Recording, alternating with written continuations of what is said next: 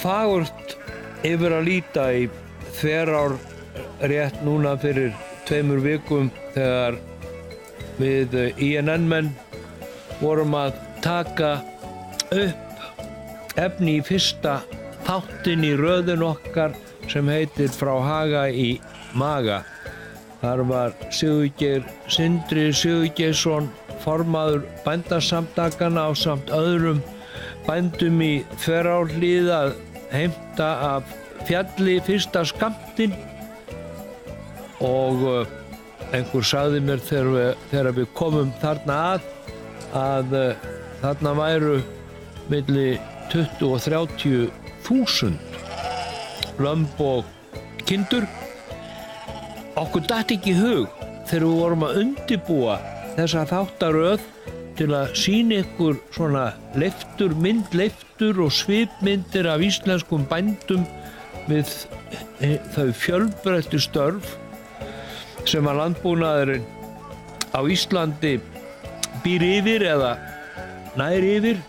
Okkur datt ekki í hug að þegar kæmi að frumsýningu fyrsta þáttarins núna í kvöld að þá væri enn einn landbúnaðar umræðu stormurinn.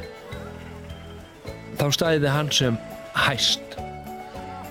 Samkeppniseftirlitið búið að sekta Mjólkursamstjórnina 100 milljóna og eftirlitsstofnun ESA eða efnahagsbandalagsins hún að dæma takmarkanir íslenskra yfirvalda á innflutning á hráu kjöti sem brot á reglugerðum eða það samræmdist ekki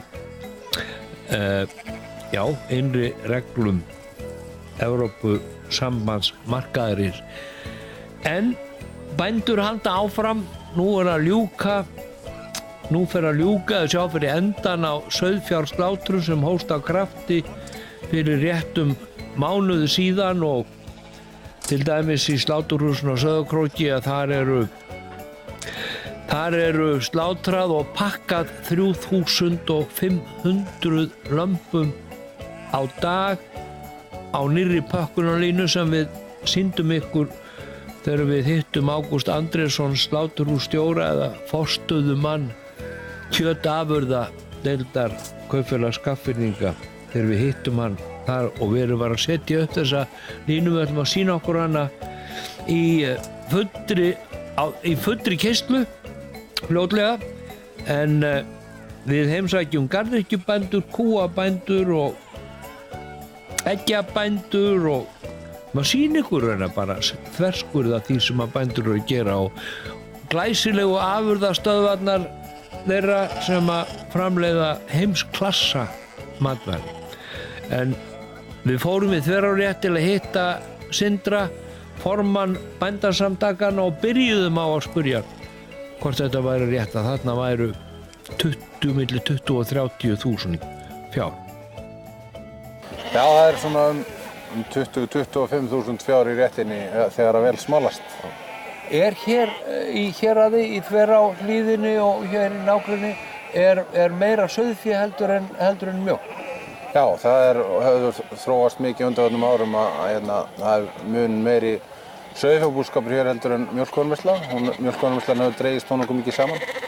Hérna í þessari rétt koma saman af 3 afréttarsvæðum. Það eru hvítsýðingar, það eru þverhlíðingar og svo eru það við túnumenn. Hvítsýðingarnir eru hérna syðst á afréttinum upp á Tvítagru meðan við túnumenn erum upp í snjófullum alveg upp á Holtárðaheiði. Þetta er gríðarlega stórt svæði sameinast hér og skilst að þetta sé fjárflestarétt landsins. Þú ert búinn að vera lengi í forystusveit bænda, áður í tengslum við sauðfjárbændur, nú ertu formaður bændasamtakanna og ég er svona að velta fyrir mér, maður les blöðin og horfir á fjölmiðla, tilfinningin sé að það séu jafnvel einhver tímamót í samskipt, ég veit ekki, tímamót í stöðu bændasamfélagsins í þjóðfélaginu. Er það rétt hjá þér? Já, ég held að þetta geti verið rétt. Það er svona eins og við verðum varið í fjölmiðlum núna ákveðið svona óþol hjá sumum aðilum út í landbúnaðinn. Telja að hann sé allt og mikið styrktur og verndaður. En það að sjálfsögðu tímamót líka í því að það gríðarleg sóknarfæri í landbúnaði í dag. Og það eins og að bara mönnum líki vissaflega að heyra mikið tala það. En það eins og allar rannsóknir og kannanir sem verið gerðar eru að orðspor landbúnaðar á Íslandi mjög gott og neytendur ánægðir með okkar vöru og stoltir af bændum, íslenskum bændum. Þannig að ég hef engar áhyggjur af umræðinu og það bara jákvætt að taka umræðu annars slagi og það eðlilegt að menn hafi skoðun á landbúnaðarkerfinu alveg eins og menn hafa skoðun á heilbrigðiskerfinu og menntakerfinu. Tilfinningin svo að það sé sátt milli neytenda eða bara almennings og ykkar bændasamtaka? Já, það það alveg klárlega, það sátt og við getum að sjálfsögðu staðið okkur betur í því bændur að reyna að hafa áhrif kannski á okkar afurðastöðvar til þess að reyna að stytta þetta bil enn og meira. Það svolítið þannig eins og í sauðfjárræktinni að þegar menn eru búin að leggja lömbin sín inn í sláturhús þá hafa þeir ekkert það að segja. Nema þeir sem eru að markaðssetja þetta beint frá bíli og maður finnur það að sú markaðssetning sem þar að gerast gríðarlega vinsæl og mikil eftirspurn eftir henni. Menn vilja eiga viðskipti með þessum hætti. Nú svolítið merkilegt að hjá mjólkurbændum að þá eru kvótar búnir eða fullvirðisréttur hvað sem við viljum kalla það og menn eru bara bænir að framleiða eins og þau lifandi geta og dýr varla til og miðað við spár fjölgun ferðamanna að þá mun þetta einfaldlega bara halda áfram. Þið núna fyrir mánuði síðan þá voru blaðabréf og það væri 2000 tonn sem væru óseld. 15 af því sem slátrað væri í fyrra en sennilega hefur það lækkað niður í einhver 14-15 tonn núna þegar sláturinn að byrja aftur. Að þínum, þú ert stór sauðfjárbóndi með 600 ær á vetrarfóðrum og náða 1000 lömbum. Erum við að standa frammi fyrir öfugri þróun við mjólkurbændu að það verið að framleiða of mikið kindakjöti? Ég held að það sé alls ekkert verið að framleiða of mikið af kindakjöti. Við verðum bara að ætla okkur aðeins hvaða markaði við ætlum að sækja á. Nú það bara þannig að neyslan á kindakjöti heima fyrir 6000 tonn á innanlandsmarkaði og við erum að framleiða 9000 tonn af dilkakjöti og það ánáttúrulega vera stefna okkar að nýta landsins gæði að sjálfsögðu með sjálfbærum hætti til þess að framleiða matvöru, framleiða lambakjöt. Þetta hentar prýðarlega í það og við erum alveg sæmilega góður í því. Þannig að ég held að það sé ekki spurning að við eigum að bara sækja frekar fram.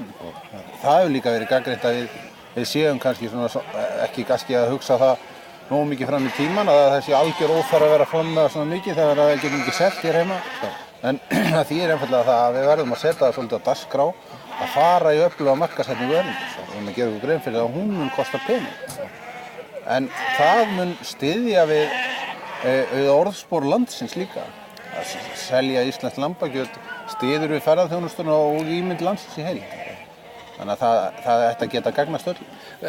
Má ekki bændur alveg spyrja þá sem eru gagnrýnir af hverju bara gefum við ekki allt frjálst, við fáum bara selja okkar vöru á því verði sem við þurfum til að skila okkur arði og bara eðlilegum hagnaði eins með mjög. Ég meina það eru heimklassa mjólkurvörur sem eru framleiddar á Íslandi, það eru heimklassa lambavörur og bara yfirleitt kjötafurðir. Það standast hæstu gæðakröfur hverra sem að hingað koma.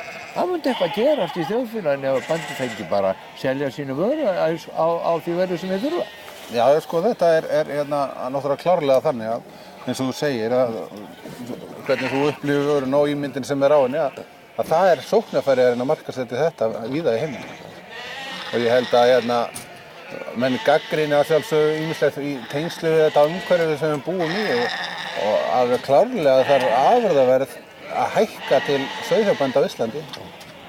En það gleymist stundum í þessu samhengi að hvernig menn hafa höndlað með þetta gegnum tíðina og þetta sem kallað landbúnaðarkerfi sé alls ekkert fullkomið. En þá erum við að muna það að þetta var svona ákveðin sátt milli launþegahreyfingarinnar og landbúnaðarins, milli ríkisins að sjálfsögðu. það var farið í að fara þessa leið frekar en að hleypa þessu öll út í verðlagið. Þannig að sauðfjárbóndi að framleiða lambakjöt í dag og það má segja kannski að framleiðslukostnaðurinn sé 1100-1200 krónur á kíló, hann fær 600 í sláturhúsinu. En hitt kemur í þessum niðurgreiðslum, þessum stuðningi. Þetta svona, þú veist, bara einfalt dæmi. En nú eigið þið, bæði kúabændur og sauðfjárbændur, þið eigið flestir ykkar eigin afurðastöðvar. Það einhver milliliðir, þannig þið komið með afurðirnar, leggið þær inn, þið framleiðið úr því vöruna og þið komið henn á markað. Þannig að það engin feitur kaupmaður einhvers staðar eða einhver menglari sem að hækka verið. Þetta raunveruleikinn sem að blasi við. Lambakjöt til dæmis bara mjög útdýrt á Íslandi. Skulum bara skoða það. Og meðan að það verðlag hefur hækkað þó nokkuð mikið á Íslandi frá því fyrir hrun, þá hefur kjöt á íslenska kjötvörur haldið aftur af því að það að hækka mun. Þú greif til harðra vopna þegar fjárlögin komu og tillaga að hækka lægra þrepið úr 7% í 12% og lækka hið efra niður í 24% og þú held ég að þú hefur orðað þannig að þetta væri bara atlaga gegn matvæla framleiðslu. Já. Skýrðu það þess nánar? Já, það eru bara hagsmunir okkar að neytendur geti nú bara fengið vörurnar sem eru framleiðar sem hagstæðustu verði. Og það svona styrkir okkar samkeppnishæfni á innanlandsmarkaði. Það sé þannig. Og það náttúrulega alveg óskiljanlegt að kalla það eitthvað svona skatta. Hagræðingar ætla að fara að hækka úr 7% í 12%. Ég gerir kannski athugasemdir við að það sé verið að lækka úr 25,5 í 24%. Hvað skiptir þetta máli? Hvar mun þetta skila sig? Eru þið búin að láta reikna þetta út? Eru komnar tölur frá Bændasamtakanna heildaráhrif? Það það sem að stjórnmálamenn alltaf að segja. Já. Þetta jafnast hér og rafnast þar. Þetta hefur ekkert verið reiknað út á okkar hátt þannig en við munum náttúrulega gera umsögn þetta fjárlögin eins og við höfum vant að gera. Þannig að við munum tilgreina okkar rökvöll í því. En það eins og þú þekkir, launþegahreyfingar og fleiri fjölmiðlar eru búin að reikna út hvaða áhrif þetta hefur á bara matvælaverðið sjálft til neytenda. Svo náttúrulega ýmislegt fleira í þessu fjárlögum sem stórundarlegt. Eins og til dæmis okkar ágæti landbúnaðarháskóli að hann skuli vera einn af fáum skólum sem er skerðing á milli ára og þarf að fara að greiða upp einhvern ímyndaðan skuldahala fyrir ára. Þannig að aðrir skólar fá að sækja fram og fá viðbóta fjármuni.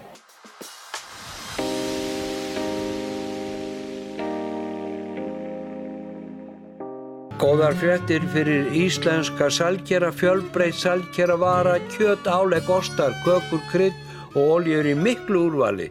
Sælgerabúðin Bitruhálsi.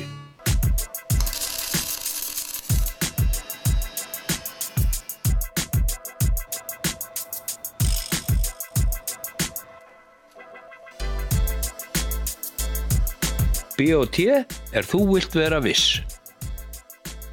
Hefðbundnir trégluggar og hurðir, smíðað eftir máli, fagmennska okkar fag, gluggavinir Hlíðarsmára 11, sími 571 0888. Íslenska heiðalambið frá Kjarnafæði kryddað með villtum íslenskum kryddjurtum. Veldu gæði, veldu Kjarnafæði. Hótel Grímsborgir við Sogið býður upp á lúxusgistingu í fallegu umhverfi íslenskra náttúru, nýtt og glæsilegt veitingahús, opið alla daga fyrir gesti og gangandi, grímsborgir.is. Bridgestone loftbóludekkin, hljóðlát vistvæn örugg, toppdekk í vetraraksturinn, Betragrip, Guðrúnatún 4, 533 39 99. Vitais augnvítamín samsetning með tilliti til augnbotnarhörnunar. Nú vítamínið með endurbættri formúlu sem gerir það enn betra en áður. Fæst í apótekum. Þú ert að horfa á INN, Íslands nýjasta nýtt.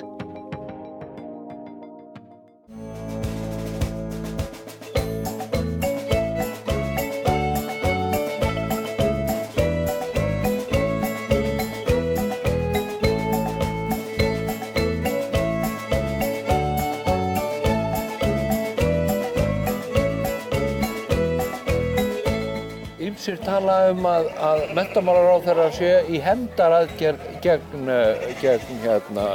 Landbúnaðarháskólanum á Hvanneyri vegna þess að andstöðu bændasamtakanna allra þingmanna kjördæmisins við þessari sameiningu. Akademían hins vegar, starfandi rektor, segir að þetta sé eina mitt í þessu. Hvað er það sem að þið óttist mest, Sindri, að gerist ef hann rennur undir Háskóla Íslands?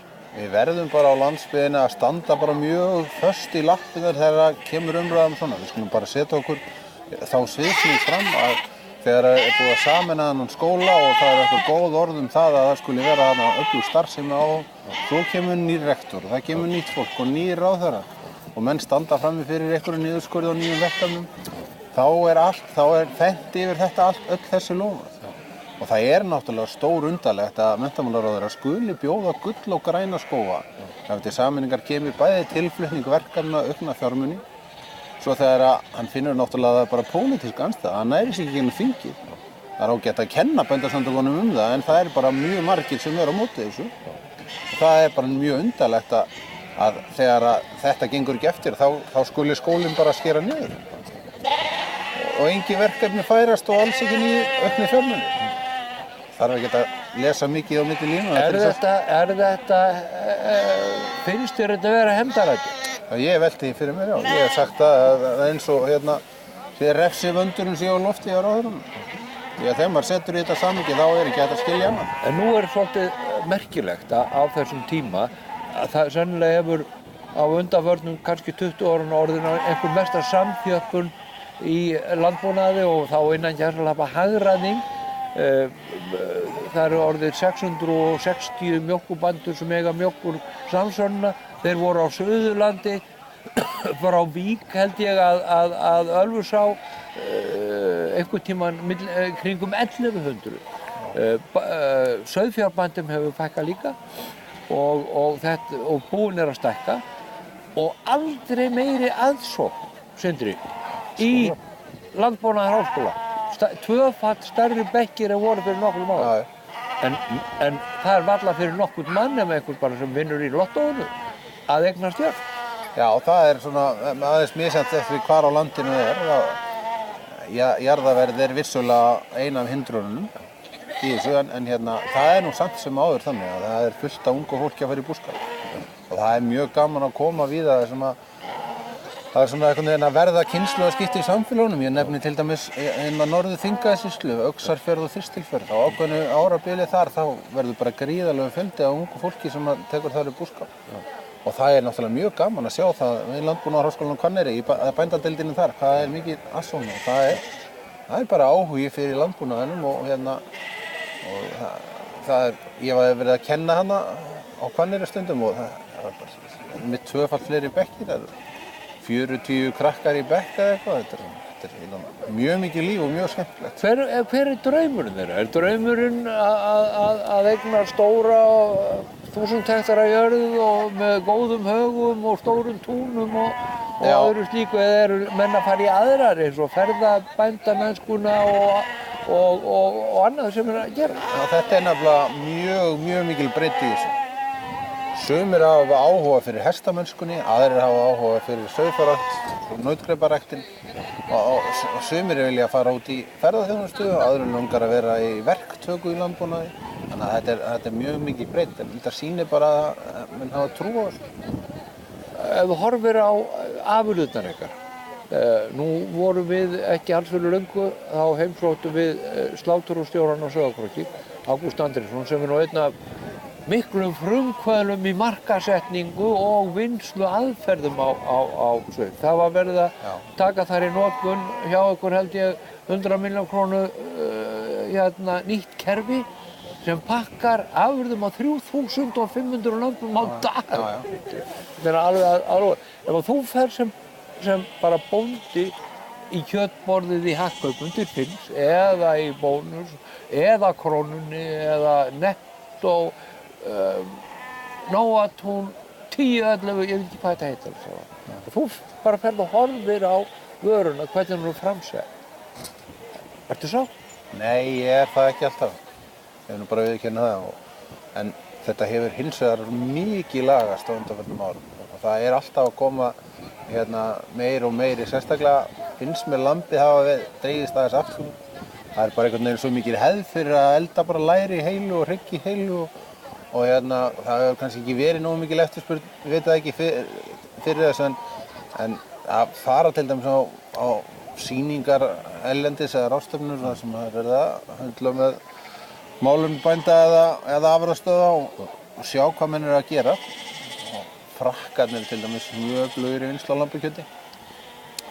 Þá betur má aðeins ef duga skal myndi ég segja þessu, en hins vegar það er ástæða til þess að rósa því sem vel hefur verið gert, en finnst það vantar svolítið upp á að menn standi sig betur í að vinna meira afurðir af duskakjöti eða lambakjöti. Eru bændasamtök, er góð samstaða hjá okkur? Ég meina, þetta er náttúrulega hagsmunasamtök eðlilega sem hafa bæði við ríkið og bara allan almenning í samskipti við. Það er margar tegundir, loðdýrarækt og það er eggjabú og það er kjúklinga, það er svína og hrossa og þetta er gríðarlega fjölbreytt landslag og margan hátt þú komum menn og sitt hverjum áttum, en eru þið sem samtök standið þið traustum fótum fyrst þér? Ertu sáttur við þann stuðning sem þú hefur? Ég er það og ég held að það endurspeglist bara mjög vel á búnaðarþingi sem er nú haldið einu sinni á ári, þar sem fulltrúar mitt þessara aðildarfélaga. Við erum náttúrulega bara svona regnhlífasamtök fyrir búgreinar, hinnar af þessar búgreinar og einnig fyrir búnaðarsamböndin sem eru dreifð víða landið. Og samtök bænda eru byggð upp á þeim. Fullveldisréttur, nú er það eins og við höfum sagt áðan. Mjólkurkvótinn er allavega horfinn tímabundið, allavega út næsta ár og mjólkursamstarfsfélögin biður bara bændur að framleiða eins og þau lifandi geta. Ykkur sauðfjárbændur, þetta er ákveðið kerfi sem kallað er fullveldisréttur. Fullt af fólki skilur ekki hvernig þú eignast þennan fullveldisrétt og hvernig hann virkar. Skilur þetta aðeins út fyrir? Í sauðfjárinu er það þannig að til þess að kannski skilja þetta betur er rétt að horfa aðeins svolítið aftur í tímann og þegar þetta var sem sagt ákveðin réttur til að framleiða, alveg eins og hefur verið í mjólkinni alveg framöndu þetta. Þá er þetta svona lokaður markaður og það er bara eitthvað ákveðið magn sem á að framleiða og svo verður við einhvern veginn að skipta því á milli aðila hver á að framleiða hvað mikið. Það er þetta lokaða kerfi. Þegar hins vegar þetta breytist í sauðfjárinu fyrir þó mörgum árum, þá fer þetta úr því að vera svona ákveðið magn sem þú máttir framleiða og þú fékkst fullt verð fyrir það. Þess vegna kallaðist þetta fullveldisréttur. Þú fékkst fullt verð fyrir það. Þetta er breytt í dag og nú er þessi gamli fullveldisréttur í raun og veru bara réttindi til þess að fá stuðningsskyldu. Í raun og veru í sauðfjárræktinni máttu bara kaupa þér kindur og byrja leið. Þarft ekki að kaupa þér aðgang á markaðinn sem var í gamla daga. Þannig að í dag er þetta breytt með því fororði ef þú ætlar að kaupa þér þessi eins og þeir kallað ærgildi í dag, þá verður þú að finna einhvern annan bónda sem er tilbúinn til að selja það og þá öðlastu einhverja réttindi til þess að fá þessa niðurgreiðslu.